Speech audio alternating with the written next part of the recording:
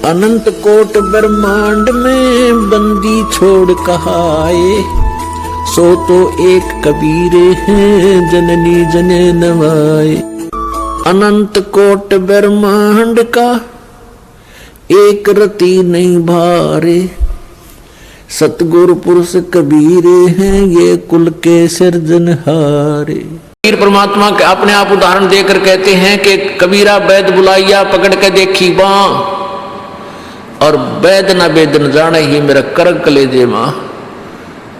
कहते हैं डॉक्टर बुलाया, डॉक्टर ने नाड़ी देखी बां पकड़ के, पहले ये थे थर्मामीटर हाथ से देखा करते हैं, और वैद कहता है इसका कोई बीमारी नहीं और रोज सूखते आवे। कहते हैं कबीरा वैद बुलाइया पकड़ के देखी बां, और वैद न वेद न जाने ही मेरा करक कलेजे मां। उस परमात्मा की और यहाँ के दुखों का जो दुख है, यहाँ के दुखों को देख देख कर कुत्ते ने देखे खाज कि कीड़े पड़ रहे उसके हैं, किसी खाज लग रही है। ये भी पहले आप जैसे अड़े चौड़े हो कांडे थे और बढ़िया बढ़िया सूट गाड़ के चल रहे थे, भक्ति करी को नाच बिरान माटी करवा ली। तो ये बातें उनको तुरंत याद आने लग जाएंगी जिनकी आंखों का मोतिया बिंदु का ऑपरेशन हो गया, अर्थात जिनको तत्व ज्ञान हो गया। अब तो हम देखते हैं कुत्ते हैं, गधे हैं, सुअर हैं, बैल है, जोड़ रखा गाड़ी में भर रखा सामान, चलता नहीं तो दे लट्ठा गद्दा गदौरी उस पर। तो हमने सोचा ये तो ऐसे बनते रहेंगे और हम ऐसे ही मनुष्य बने रहेंगे। काल ने ऐसी बुद्धि भ्रष्ट कर रखी हमारी, क्योंकि ज्ञान है नहीं। ज्ञान हो तो हम ये नहीं सोच सकते, क्योंकि यहाँ तो प्रत्येक प्राणी का अपना किया कर्म इसको मिलेगा। आज मनुष्य है, भक्ति ठीक की नहीं तो अगली योनियों अन्य प्राणियों की योनियों में जाएगा ही जाएगा। तो फिर ये बातें, यहाँ का यो कष्ट, किसी की किसी का हाथ कट गया, किसी की टांग कट गई, कोई अंधा हो रहा, किसी का बेटा मर गया, किसी की बेटी मर गई, एक परिवार में 2-2 3 इकट्ठे मृत्यु हो रही है। अब उस परिवार के स्थान पर आप अपने को सोचकर देखो जो जश्न मनाने की तैयारी में है, तो फिर ये बकवादें अब पलट जाएंगी। 90% जो हम वेस्ट करते हैं अपना समय इस पेट के लिए और इस संसारिक इन बकवादों को जोड़ने के लिए, ये 90% अपने आप शांत हो जाएगी। ना दहेज लेंगे ना देंगे। किसी के 2 कन्या हो जाती है, उसको नींद आनी बंद हो जाती है। ऐसा हमने अपने आप एक मकड़ी वाला जाल फैला के आप फंस बैठे उसमें दहेज के चक्कर में, क्योंकि हमें ज्ञान नहीं। हम किसी से आज पैसा लेते हैं, अगले जन्म में वो पैसा वापस देना पड़ेगा। किसी ने मान ले किसी को दबाव देकर दहेज का पैसा ले लिया, या वैसे 2 नंबर के काम करते ले लिया, लेकर दिया नहीं, अगले जन्म में वो पूरा करना पड़ेगा। किसी का गधा बनकर देना पड़ेगा, किसी का भैंस बनकर देना पड़ेगा, और या फिर अगले जन्म में वो दामाद बनकर ले जाएगा जिसको आज तुम दामाद बनकर ले रहे हो। तो इस पंगे में अनजान व्यक्ति दिया करे। परमात्मा ने जो आपको देना है वही देना है, आपके प्रारब्ध में लिख रखा है। उसमें आप अगर फेरबदल करने की चेष्टा करोगे दूना दुख उठाओगे। फेरबदल भी परमात्मा ही कर सकता है। शास्त्र अनुसार साधना करने से आपके भाग्य में ना होगा वो पुण्य, और परमात्मा करवा कर या अपने कोटे से देकर आपको यहाँ होटल वाली सुविधाएं अवश्य देगा, पर अधिक नहीं मांगनी चाहिए। तो ऐसे नानक साहब जी से किसी ने प्रश्न किया, क्योंकि नए नए भक्त बहुत जाते रहते हैं। कहते हैं हे गुरुदेव, हे परमात्मा, आप हमें कभी खुश नजर नहीं आते, आप खोए खोए से रहते हो। तो नानक साहब जी कहते हैं भाई क्या बताऊं। कहते हैं ना जाने काल की कर डारे, और किस विध ढल जा पासावे, और जिनाते सरते मौत खुड़क दी उन्होंने केड़ा हासावे। कि 1 सेकंड का पता नहीं यहाँ के बिजली गिर जा और कहाँ गिर जा। जैसे सन 2000 की बात है, पूरा भारतवर्ष गणतंत्र दिवस 26 जनवरी मना रहा था। उधर से गुजरात के अंदर एक जबरदस्त भूकंप आ गया। लाखों व्यक्ति अपने ही मकानों के नीचे जो 3-3, 4-4 मंजिल के सारा जीवन पीढ़ी 2 पीढ़ी लाख का बनाकर उसमें जश्न मना रहे थे, उन्हीं के नीचे दबके और लाखों व्यक्ति मर गए। सुबह सुबह का समय, छुट्टी का दिन, और सारे घर में सेठ थे। काल ने किसा दाव लगाया। तो यहाँ परमात्मा कहते तुम तो बालक हो, बालक कति डरते नहीं जरा से भी। डर जब हो जब आपको ज्ञान हो, और ज्ञान हो सत्संग से। सत्संग मान का समय नहीं कि तो और बकवाद हो रही हो, देख लो दुनिया इकट्ठी हो जा। और यहाँ कितने भक्त आ पाते हैं, जो आ पाते हो बहुत महान और पुण्य आत्मा है, उनके पिछले संस्कार इतने जबरदस्त हैं कि उनको प्रेरित करके लाते हैं। परमात्मा की रजा होती है उनके ऊपर। तो क्या बताते हैं, न जाने काल की कर डारे, और किस विध ढल जा पासावे, और जिना ते सरते मौत खुड़क दी, उन्होंने केड़ा हंसावे।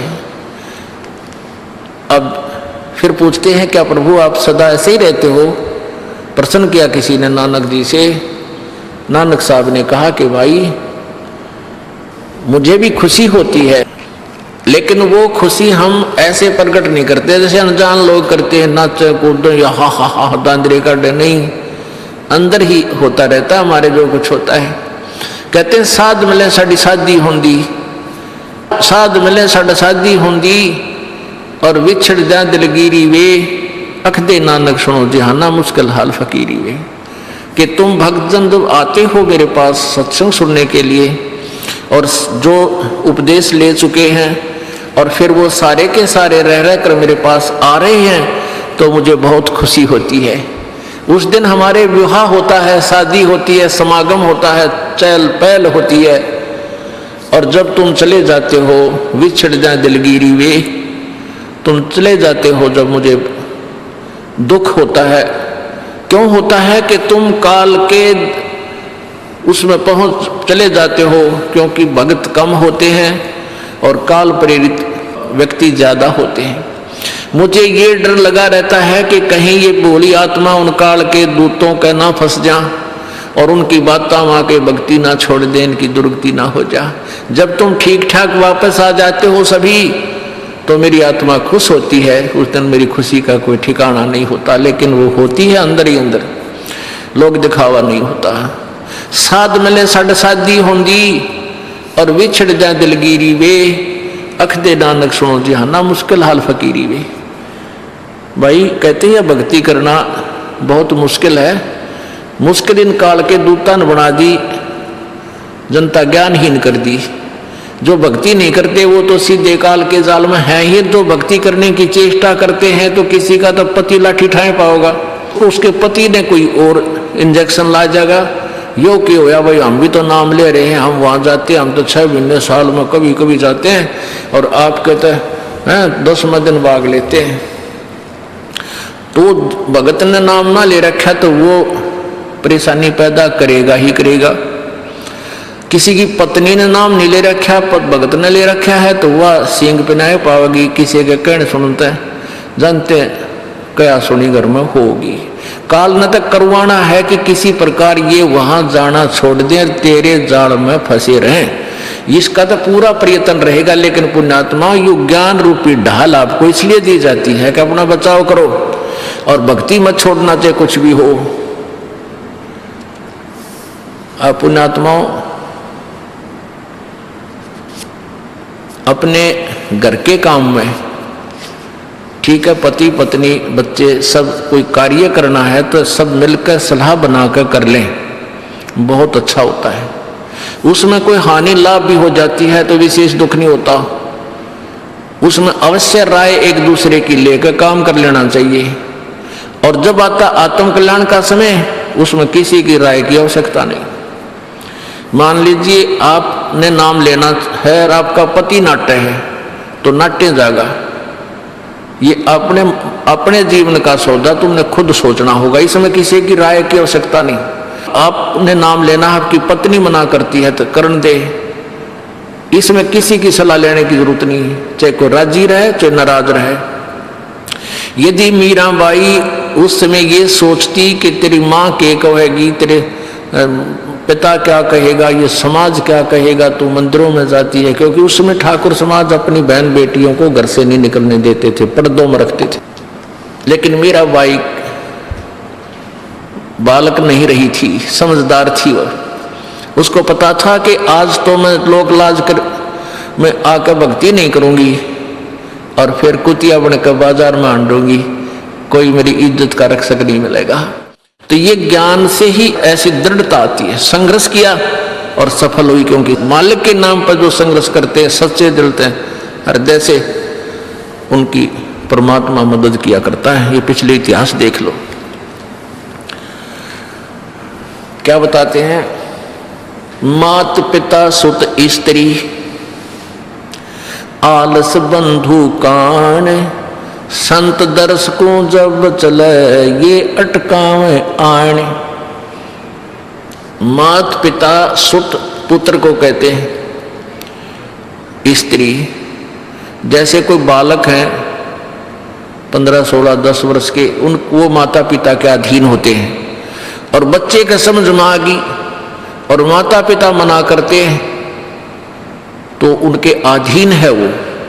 और बच्चे जवान हो गए, बूढ़ा बूढ़ी अगर समझ में आ गई, फिर वो बालक बाधा करेंगे, वो रोकते टोकते हैं। तीसरा दिन चल पड़ते हो, किराया कितने डावा फलाना है, यानी कुछ न कुछ बाधा कर सकते हैं। किसी का पति बाधा कर सकता है, किसी की पत्नी बाधा कर सकती है। जब भक्ति की तरफ अग्रसर होता है या सत्संग में आने की तैयारी करता है। या फिर आलस बंधु कान, आलस माने आप ढीले गोडे छोड़ दे, फिर देखांगे इनका नहीं जाता, सर्दी घनी है, गर्मी घनी है। और या बंधु कान, लोक लाज, इनके कारण ये है भक्ति में बाधक।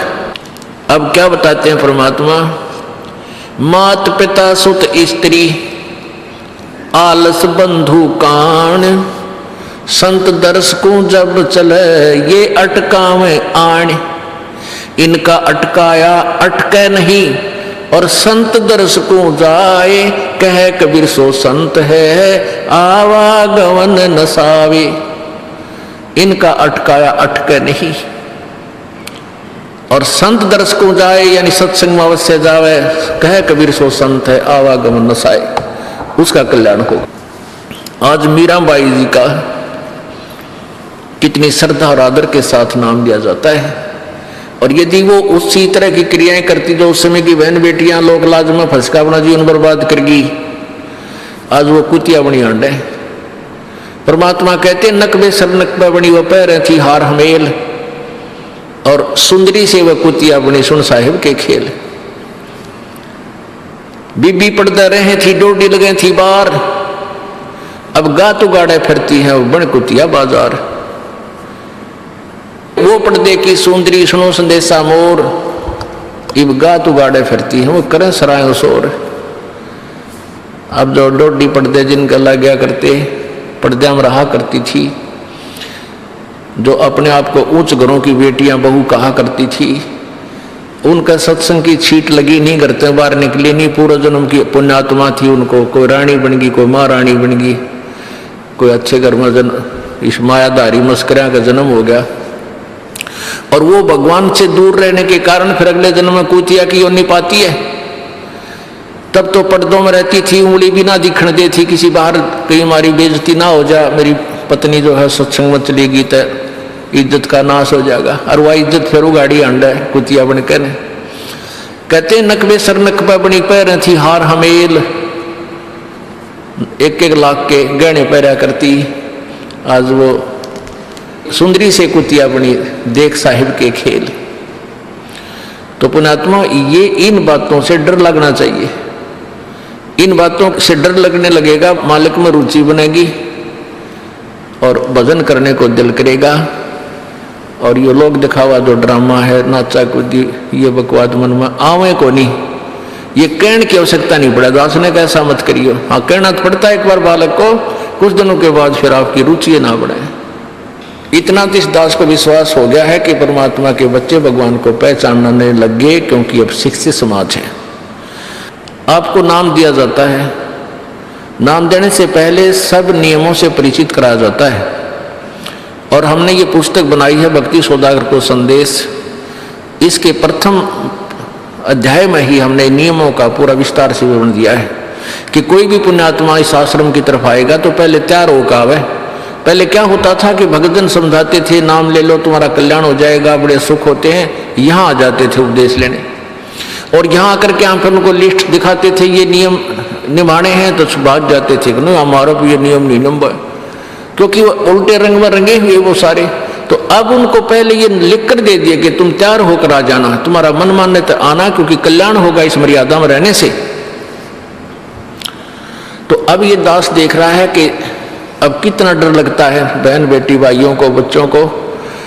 अब वो कहीं, क्योंकि समाज हमारा जो है सारा का सारा समाज काल प्रेरित है, उन्हीं क्रियाओं को कर रहा है जो ना करने वाली होती हैं। और हमारा भक्त एक घर में एक व्यक्ति ने नाम ले लिया और 5-6 व्यक्ति वो सारे शास्त्र विरुद्ध साधक हैं, तो उनके साथ संघर्ष बनता है बेचारे का जा करके। फिर भी वो इतना दृढ़ है, डरता है, आकर पूछता है जी मेरे पे ऐसी गलती होगी, मेरा नाम तो खंड नहीं हो गया, आगे से नहीं करूंगा। तो कहने का भाव ये है कि पहचानने लग गए तुम परमात्मा को और संघर्ष करना सीख गए, आप सफल होगे, देख लेना एक दिन।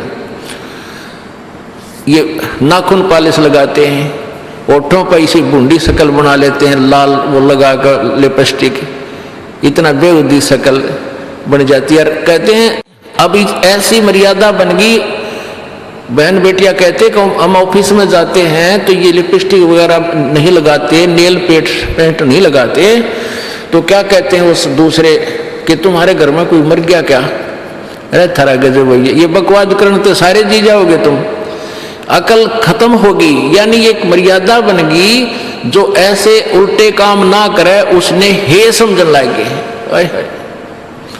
निरंजन धन तेरा दरबार जहाँ तनिक नहीं न्याय विचार, सारे उल्टे काम में राजी रहे। लेकिन हमारी बेटियां अब संघर्ष करती हैं कि हाँ उनको ज्ञान हो गया, वो तो बालक हैं, कुछ भी कह सकती हैं। तो अब हम सबको बताते हैं ये ऐसा नहीं करना, क्योंकि पहले हमारा ज्ञान गांव में ज्यादा चला था। इस दास ने गांव में जाकर प्रचार किया, तो वहां तो ये था को ना लिपस्टिक का फंड था, ना कोई नाखून पालिश लाया करती, मेहंदी मुंदी ला लेती, तो यार वो भी मना कर दिया हमने, समझा दिया कि इसका कोई फायदा नहीं है, अपना भक्ति करो। तो वो तो सब एक साधारण सी बात ही छोड़ छाड़ दी। ये शहरों में फैल गया परमात्मा का जो ज्ञान है। अब शहरों से जो बेटियां आती हैं वो सारे तो नाखुना निशी बुरे हाल तो सनाए पाओगी। और इधर बिहार में तो और बेगन हो रहा है, कति बुढ़ी बालक सारे लाल ये नाखुना न कति न कुसुती तरह पेंट करके लाऊंगी न चमकान दे। अब इनको समझाना पड़ता है कि ये नहीं करोगे तो मान जाते हैं कि नहीं आगे नहीं करेंगे हम, कि इनकी आवश्यकता भी क्या है। भगवान ने तो कितने सुंदर नाखून पहले बना के दे रखे, इन पर क्या फायदा और बकवाद करने की। तो मालिक ने जो अंग दे रखे हैं वो बहुत अच्छे बना के दे रखे हैं, इसमें हमको फेरबदल करें ही हमारी वो लोग दिखावा मेकअप है, इसकी हमें आवश्यकता नहीं। अब तो हम आपको बता रहे हैं, समझा रहे हैं पहली बार, फिर आप पे सियाने हो जाओगे, आपकी अब पर रुचि ना करे। जैसे नानक साहब कहते हैं, ना जाने काल की कर डारे किस विध डल जा पासा वे, जिना के सरते मौत खड़क दी नानू के डांसा वे। अब प्रसंग था कि साध मिले साड़ी शादी होंगी और भी छड़ जा दिलगिरी वे, अख दे नानक सुनो जहाना ये मुश्किल हाल फकीरी वे।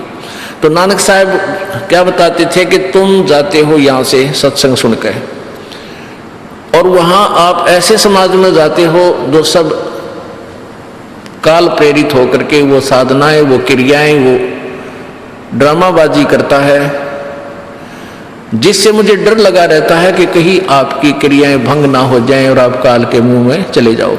जब तुम वापस आ जाते हो तो मुझे बहुत खुशी होती है कि परमात्मा के बच्चे काल के जाल से बचे हुए, तो उस दिन खुश होता हूं मैं। और तुम चले जाते हो तो मेरी एक तो वो ज्ञान कि यहाँ काल का लोक है, ना जाने कब जाना पड़ जावे, इस कारण से डर से अपनी भक्ति करता रहता हूं। और एक तुम्हारी भी चिंता खाती रहती है कि कहीं काल के जाल में ये बालक फिर ना फंस जाए।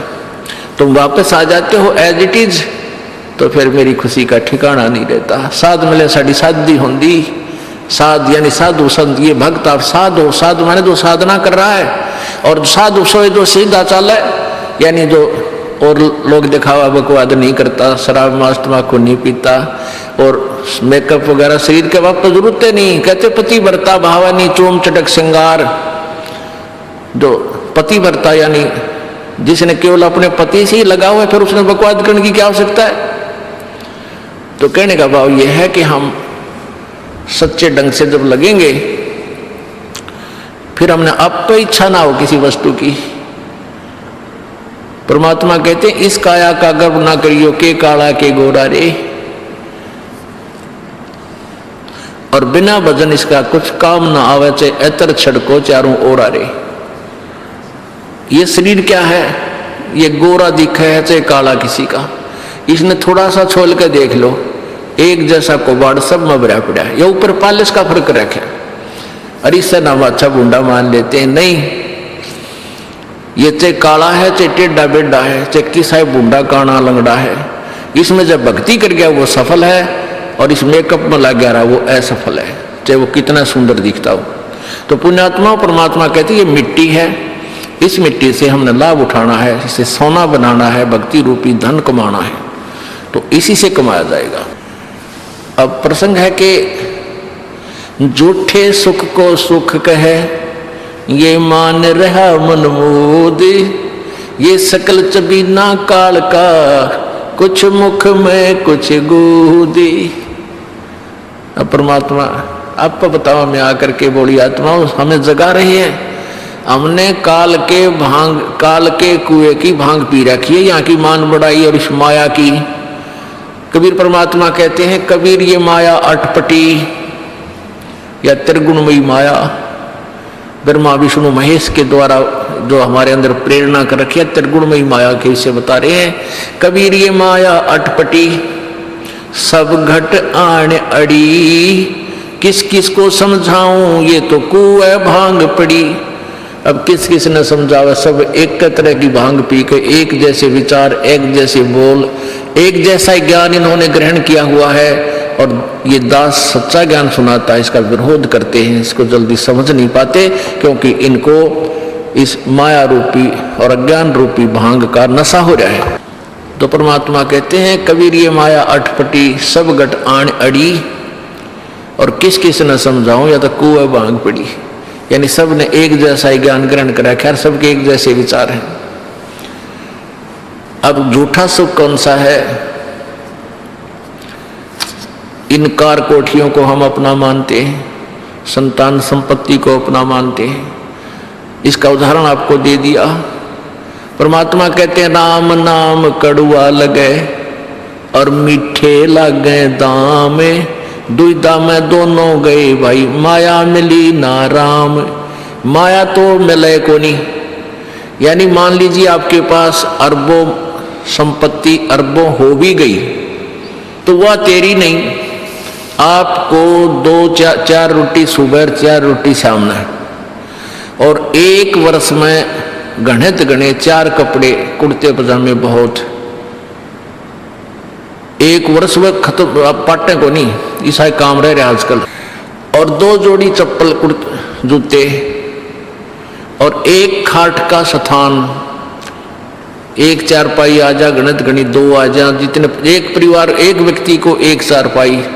कहने का भाव यह कि ऐसा सीमित सा मकान, इतनी की आवश्यकता आपको है, और बाकी पैसा आपके पास उसने के सर में मारोगे, क्या करोगे उसका।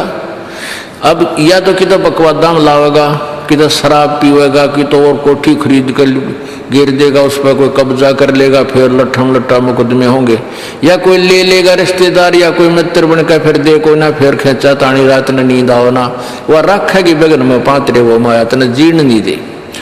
और माया तो परमात्मा कहते हैं इस जीव की सबसे बड़ी शत्रु है, जो भगवान से दूर करे। अभी झूठे सुख को सुख मान लिया, कार कोठी होगी, बढ़िया व्यापार बिजनेस या कोई नौकरी होगी, तो भगवान से 100 कोस दूर है वो प्राणी। कोई एक आध पुण्यात्मा इसे प्रेरणा होकर आ जाता, वो तो फॉर एग्जाम्पल होते हैं। तो परमात्मा कहते हैं इसे सुख का आग लगे जो भगवान से दूर करे। परमात्मा कहते हैं वो दुख अच्छा हमारे लिए जो परमात्मा के चरणों में हमें लगाए रखे। कबीर साहब कहते हैं सुख के माथे पत्थर पड़ो जिससे नाम हृदय ते जावे, और बलिहारी वो दुख जो पल पल नाम रटावे कि हे परमात्मा इसे सुख की हमने जरूरत नहीं होती, भगवान से दूर करे, पत्थर पड़ो इसे सुख के ऊपर, और बलिहारी उस दुख के जो पल पल नाम रटावे। जैसे भक्त नाम ले रखा किसी ने और उसको कोई पीड़ा हो जाती है, चिंता शुरू हो जाती है उसको, हे भगवान कदे कैंसर ना हो जा, हे परमात्मा कोई और ऑपरेशन ना बन जा, तो वहां तक जाता है जहां डॉक्टर के पास, और भगवान याद रह कर आता है, और वहां जाकर डॉक्टर करता है अल्ट्रासाउंड और एक्सरे वगैरह करके बता देता है कि आपको वैसी कोई खास बीमारी नहीं है, नॉर्मल सी है, ये दवाई लो ठीक हो जाएगी। उसके बाद फिर परमात्मा के गुण कितने गाता है वो। जो भक्ति से दूर हैं वो तो भूल भाल जाते हैं, उनको तो परमात्मा याद आता है, कोई ना डॉक्टर दिखे। और पुण्यात्मा जो भक्ति करते हैं उनको डॉक्टर नहीं भगवान पहले दिखाई देता है। पुण्यात्मा आपके प्रारब्ध में, आपके संस्कार में मृत्यु है और कैंसर से है, और वो होगी, नाम ले रखा आपने, और डॉक्टर ने भी डिक्लेयर कर दिया कि कैंसर है भाई। पीछे आपको उदाहरण दिया था, एक लड़का रोहतक से, इकलौता पुत्र, और 10 साल के बाद पुत्र प्राप्ति हुई, और उस लड़के का कान में कैंसर बता दी, PGIMS रोहतक तक। उन डॉक्टरों ने फाइनल कर दिया और उसका पूरा डाटा अपने मोबाइल में नोट कर लिया कि इसका ऑपरेशन करवा ले और दिल्ली ले जा, हम नहीं कर सकते। वो रोता हुआ यहाँ आए। अब क्या है कि ये काल बड़ा उस्ताद है, थोड़ा सा सुख होते ही भगवान ने भूलन लाग जाए। वो 5 महीना में आए हमारे पास रोहतक से, जबकि आए महीने आना चाहिए था। 5 महीने में पता क्या भाई कितने दिन में आए, 5 महीने वाला गेला, हमें भी ज़्यादा खिंचाता नहीं करें भाई, इतना लेट क्यों हो गया, तन भगवान ने नहीं चाहिए तो फायदा क्या होगा। ये कुदरती है, जब इस महीने 2 महीने में आपके प्रेरणा नहीं उठी, लोर नहीं उठी आने की, तो फिर भक्ति कहाँ चल रही है आपकी। बंधन तोड़ कर आ जाओगे जिसके अंदर भक्ति चल रही है, चाहे कितनी दूर भी क्यों नहीं है इंसान। भारत में कोई दूर थोड़ा, कोई वीजा थोड़ा बनवाना दोबारा आने के लिए, और वो भी नहीं आ पाते हैं, फिर भक्ति नहीं चल रही उनकी। तो फिर रो दोनों, और लड़का भी रो, उसकी पत्नी भी रो, उसका बाप भी, दोनों। वो लड़का छोटा ही था, 12-13 साल का। कहने लगे जी कैंसर बता दी, हमारा इकलौता पुत्र है। बुरा हाल मेरी नहीं सुने, रो बेटा बात सुनो, आप दोबारा चेक कराओ और पूरी श्रद्धा रखना मालिक में। आप दोबारा ऑपरेशन कराने से पहले चेक जरूर करा लेना, ऑपरेशन नहीं मना करता मैं, और ऑपरेशन भी मालिक की दया से सफल होया करे इसी बूंदी बीमारी का। तो उनका यह बात जच गई, जानते डॉक्टर से कहा जी इसको ऐसे, वो रिपोर्ट दिखाई, और फिर कहा जी, वो डॉक्टर ने कहा अभी मैं दोबारा चेक कर लूँगा। मालिक प्रेरणा करता है कि एक बार चेक करना पड़ेगा, मैं ऑपरेशन करने से पहले चेकिंग फिर करूँगा। दोबारा चेक किया, उसने बताया इसका कोई कैंसर नहीं है, और कान की हड्डी बढ़ है, और 6 महीना में एक बार दिखा जाइए, आप पर ठीक हो जाइए। अब पुण्यात्माओं, अब उस परिवार के को भगवान कितना प्यारा लगेगा, कितनी श्रद्धा बढ़ेगी, और आए महीने 2-2 चक्कर काटेंगे। तो इंसान तो होंगे, शैतान होंगे, तो फिर आपत्ति आओगी उन पर। भगवान से दूर होते ही फिर ये विरानमटी होगी।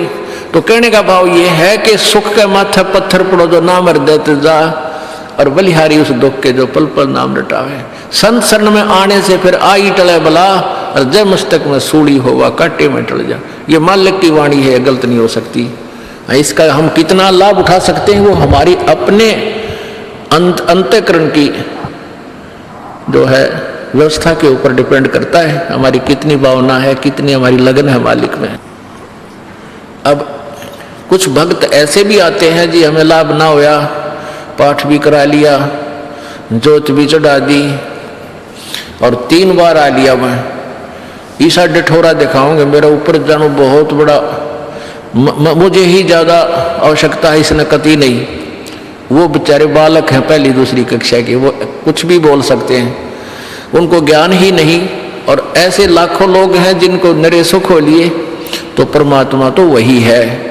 एक ही ट्रांसफार्मर में तो सबको कनेक्शन दे रखा है, और जिसके पंखे कूलर चल रहे हैं वो भी उसी लाइन से जुड़े हैं, और जिनके नहीं चल रहे हैं वो भी उसी लाइन से जुड़े हैं, तो उनका कोई कनेक्शन डिफेक्टिव है, उसको फिर चेक कराएं, लाइट पावर वही है। कहते हैं सतगुरु के दरबार में कमी काहे की ना, अंसा मौज नहीं पावता तेरी चूक चाकरी में, कि इस परमात्मा के दरबार में किसी चीज की कमी नहीं।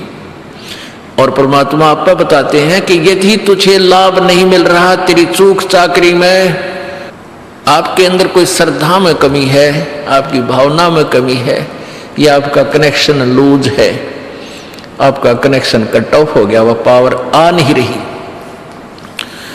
इस परमात्मा कबीर जी के शब्द कोश में असंभव शब्द नहीं है, इस कबीर परमेश्वर की डिक्शनरी में इम्पॉसिबल वर्ड नहीं है, ये वो भगवान है।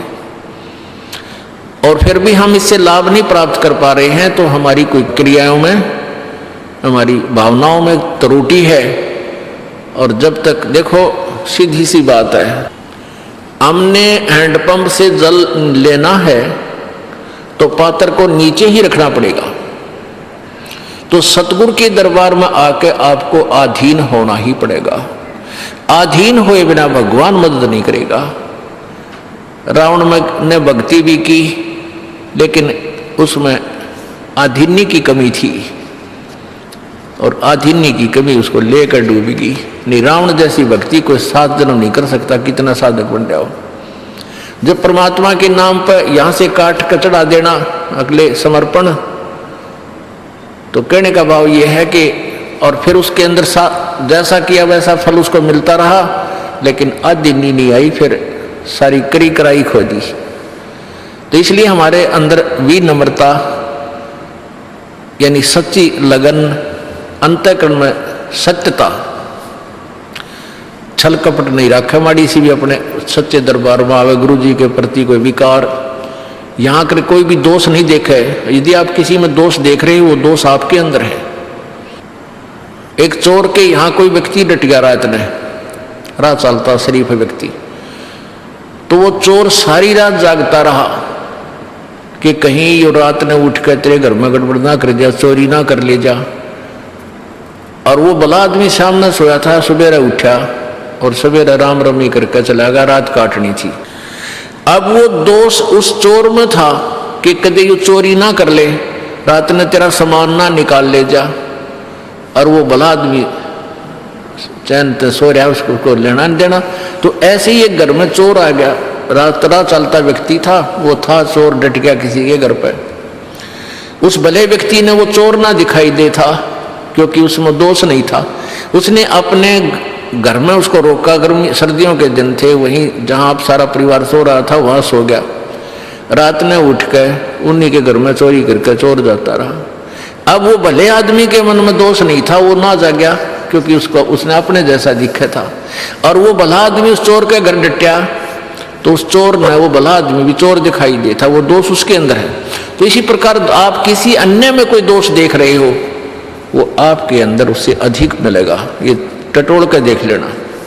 जब आपके अंदर कोई दोष है नहीं, तो आपको दूसरे में दिखे को ना। ये एक अपना दर्पण है अपने अंदर के विकार देखने का। परमात्मा कहते हैं बुरा जो देखने में चला, बुरा ना मिलिया कोई, और जब दिल खोजा अपना, मेरे तो बुरा नहीं कोई। जो क्रिया हम बुराई करते हैं, हम दूसरे में देख लेते हैं, 20 साल गगावांगे, देख रहे वो नौकरो थी, वो नौकरो था, और वो आप 20 करे उतने। तो हमने पहले अपने अंतःकरण को साफ करना चाहिए, फिर और करें तो अपने आप भरेगा। तो हम ठेकेदार ना बनकर अपनी भक्ति करें और परमात्मा को पाने का प्रयत्न करें, यहाँ से पीछा छुटवाने का। ये व्यवस्था तो मालिक की है, वो किसने कैसे क्या सेट करना है। तो इस प्रकार यहाँ आते हुए भी लाभ नहीं हो रहा, फिर भी आपकी कोई कमजोरी आपको सेध रही है, दुख दे रही है, बाधक बन रही है, उसको ठीक करो। अब प्रसंग चल रहा है कि झूठे सुख को सुख है, ये मान रहा मनबोध, ये सकल चबीना काल का, और कुछ मुख में कुछ गोद है। अब परमात्मा क्या बताते हैं,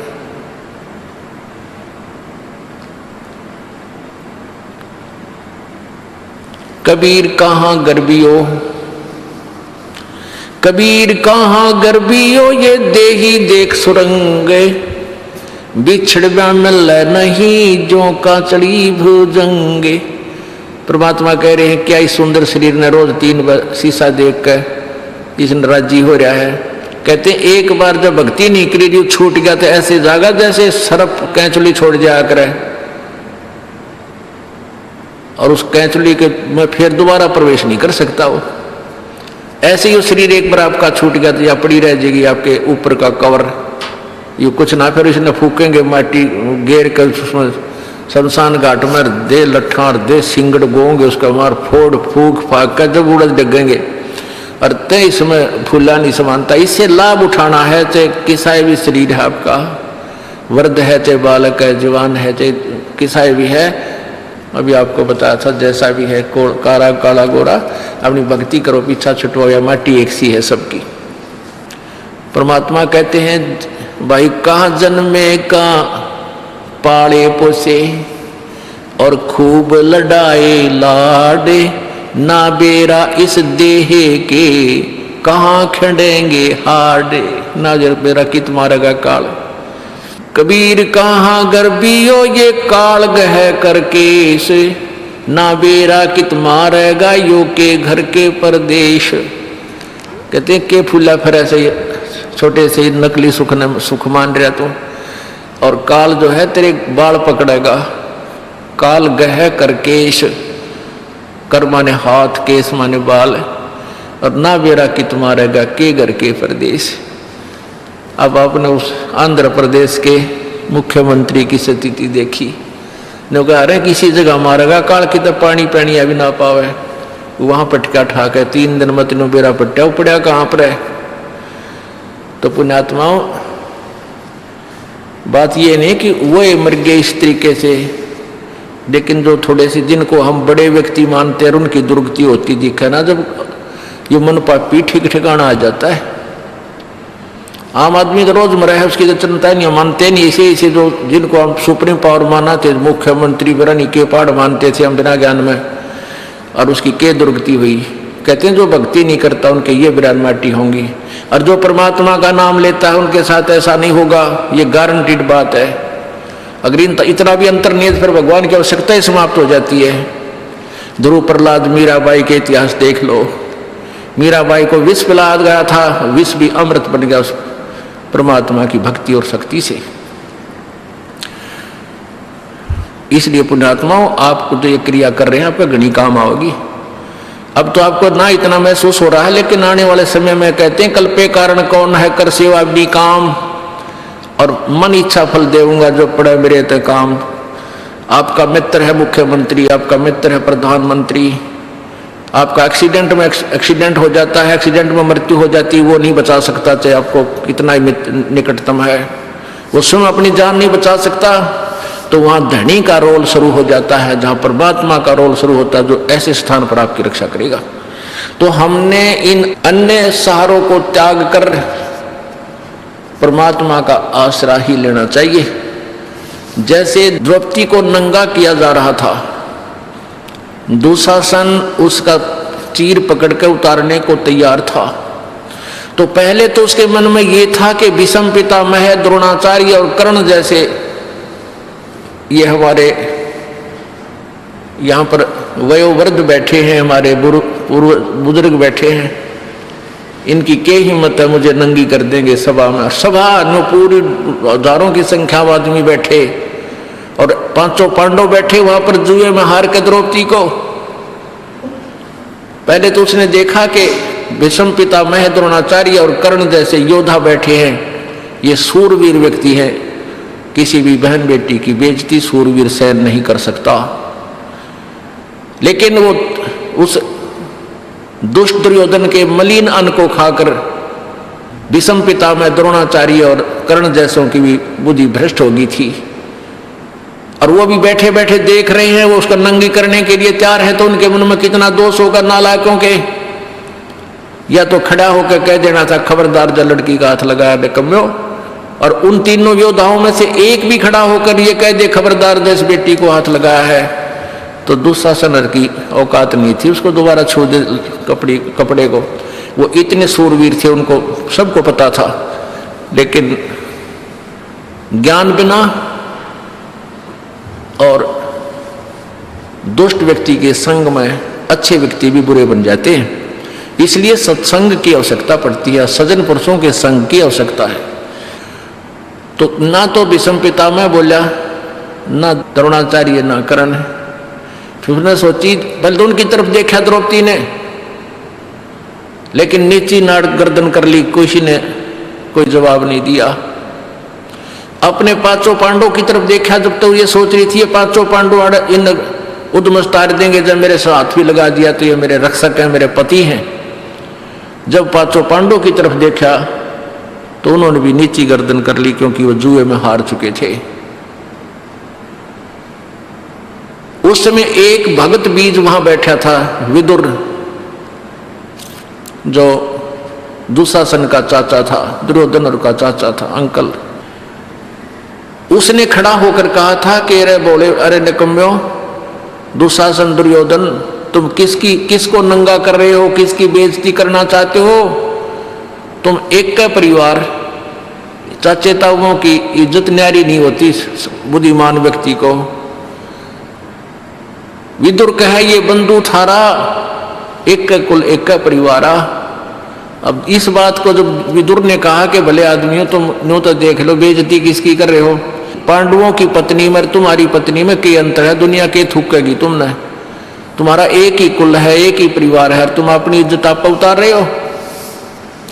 कहते हैं दुशासन ने, दुर्योधन से छोटा भाई था, जो अपने चाचे के मुंह पर थप्पड़ मारा कि तू तो पांडवों का चमचा है, इन की ओर बोला करे सदा, तो बांदी का जाया है ना, तू बांदी से उत्पन्न हुआ है, क्योंकि वो बांदी से जन्म था। विदुर के मुख पर लगा थपेड़ा, तू तो है पांडवों का चेहरा और तू तो है बांदी का जाया। और वहां पर कहते हैं भीष्म, कर्ण और द्रोण मुस्काया।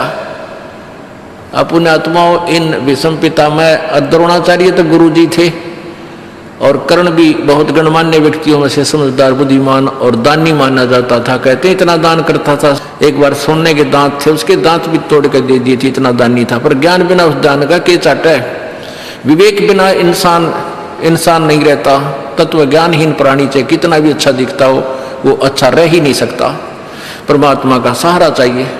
तो वहां क्या है कि जब उसने न्यू कहा ना, तू तो है बांदी का जाया, दुशासन ने, तो वहां कहते ये तीनों सूरवीर बैठे थे, योद्धा दांतरे काटने लागे, दांतरे काट रहे हैं और हंसे मुस्कुराए। फिर जब उसने अपने चाचे का थप्पड़ मारा और ये कहा तू तो है बांदी का जाया, तो भीष्म, द्रोण और कर्ण मुस्काया। जबकि उन्हें खड़ा हो गया, धमकाना चाहिए था, निकम्मे तने अपने चाचे पे हाथ ला दिया, तेरे जैसा दुष्ट नहीं। अपने बाप पर हाथ उठा दिया, चाचा पर हाथ उठा दिया, तो एक जैसी बात है। लेकिन वो हंस मुस्कुराए अंदर अंदर, अरे थरा गजब भैया।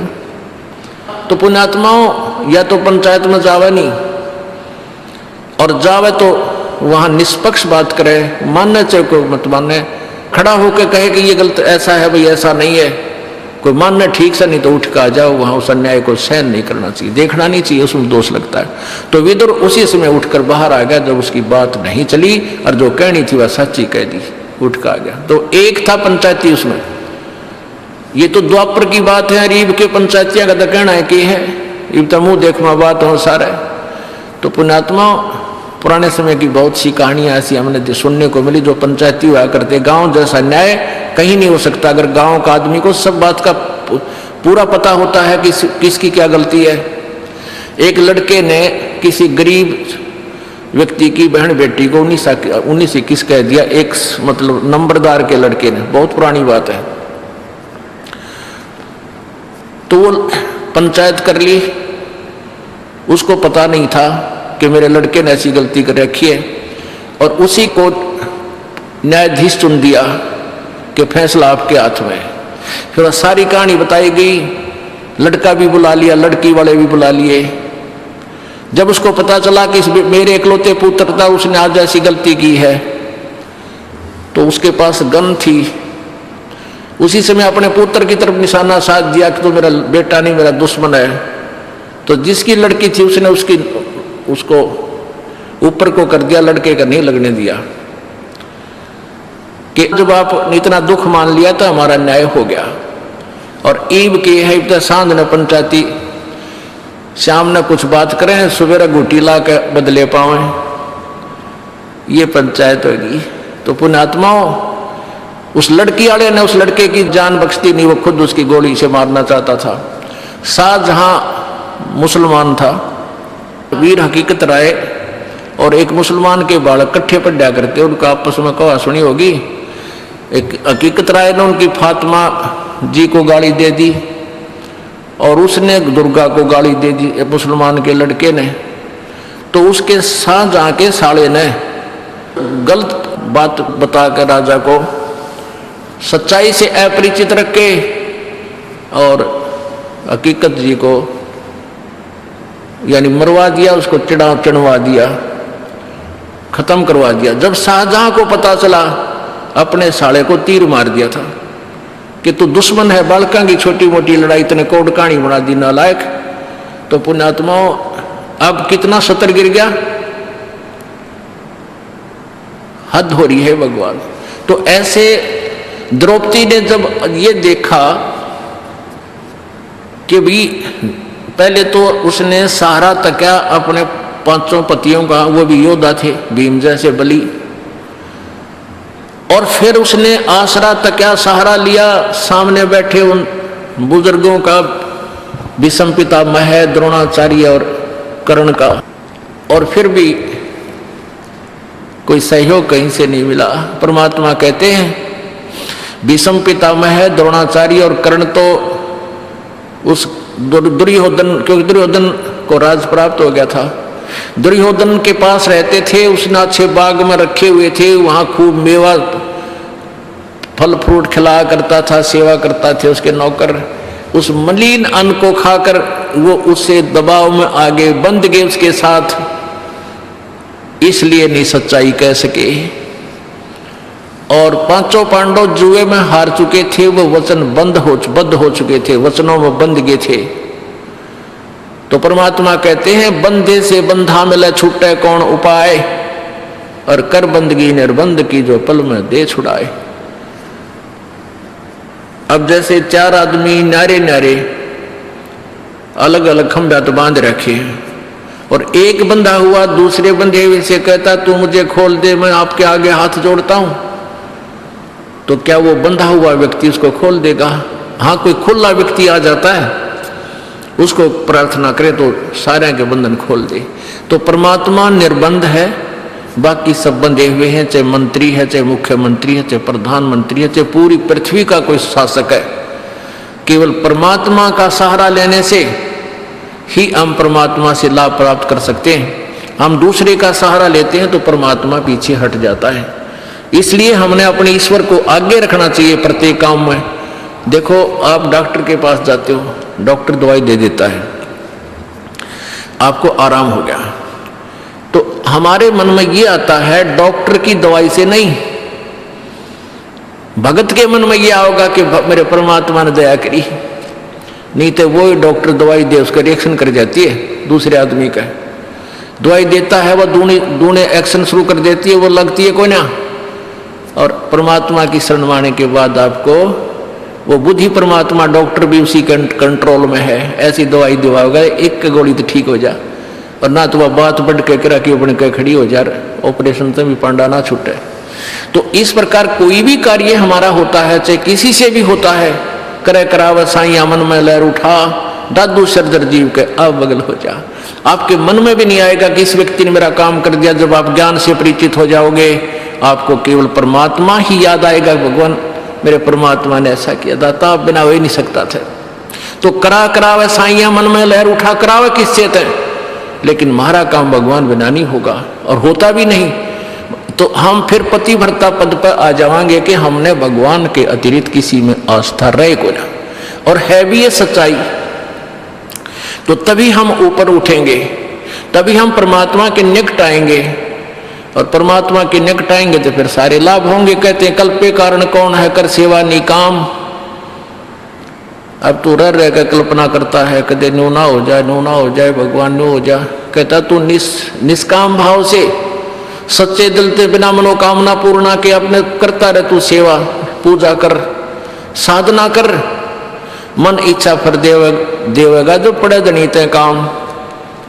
फिर आपको मन चाया फल देगा जब उस मालिक के सत्र का काम आवेगा। हम के मांगा, हाँ भैंस नहीं ना हुई है, आज दूध ना दिया, ठीक है गरीब आदमी ने इतना दुख बतेरा है यो भी, लेकिन आप भक्ति करो, जो मर्यादा हमने बता दी, इस नाम को जपते रहो। इसके जपने से, साधना करने से ये जो संसारिक सुख है आपके आप होंगे। इस मंत्र में, इस भक्ति में, ये बट नेचुरल है, ये बाई प्रोडक्ट है इस भक्ति का, जिसको तुम मांग रहे हो। जैसे किसान ने गेहूं बोने हैं, गेहूं बीजने का मुख्य उद्देश्य है अपनी जीवन रक्षा करने का, परिवार की जान बचाने का, कि हमें गेहूं मिले, कणक मिले। उसके लिए भूसा उसका उद्देश्य नहीं होता, वो तूड़ा उद्देश्य नहीं होता।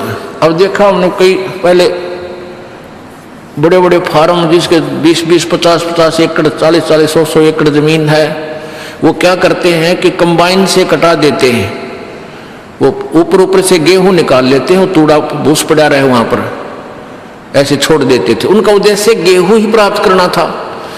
तो ऐसे ही हमारा उद्देश्य मोक्ष प्राप्ति है, और उसमें फिर वो तूड़ा जो है आप हो जाएगा। जैसे आपने गेहूं बीजे हैं तो तूड़ा यानी भूस तो होगा ही होगा, पहले भूस होगा और पाछे गेहूं मिलेगा। तो आप यदि उद्देश्य मोक्ष ही मानकर यहाँ कार्य करोगे, भक्ति करोगे, तो यहाँ संसारिक सुख तो आपको मिलेंगे ही मिलेंगे, ये तो हो ही नहीं सकता, ये बाई प्रोडक्ट है इस भक्ति का। और हम मांगने तूड़ा आवे हैं, हम डिमांड ही इसकी करते रहते हैं, यूं हो जा, यूं हो जा। कोई नहीं, नए नए बच्चे आते हैं, उनको ज्ञान नहीं, उनको तो हम कहते बेटा होगा, और होगा ऐसी बात नहीं, क्योंकि आपके भाग्य में नहीं है वो वस्तु, भाग्य में नहीं रही, प्रारब्ध में नहीं रही, तो आपत्तियां आई आपके ऊपर, पाप कर्म आपके बढ़ गए, तो परमात्मा कुछ फर्स्ट तो आपको अपने कोटे में तय आपको देगा, कबीर भगवान देगा इस दास के माध्यम से, और आपको राहत मिलनी शुरू होगी, ताकि आपका दिल डटे कि ये परमात्मा है या कबीर भगवान है हमारा। अब धर्मदास जी ने कबीर परमेश्वर जी से पूछा कि हे भगवान, कोई आप चमत्कार नहीं दिखाते? अब भोली वाली आत्मा शुरू में इसे प्रश्न किया करते हैं। परमात्मा बोले भाई संत चमत्कार नहीं दिखाया करते, वो तो बंडेला का काम वो है, जादूगरा का। और फिर क्या देखता है, कुछ दिनों के बाद वो भी ठीक हो गया, उसका भी आराम हो गया, वो रोता आया था, उसका सुख हो गया।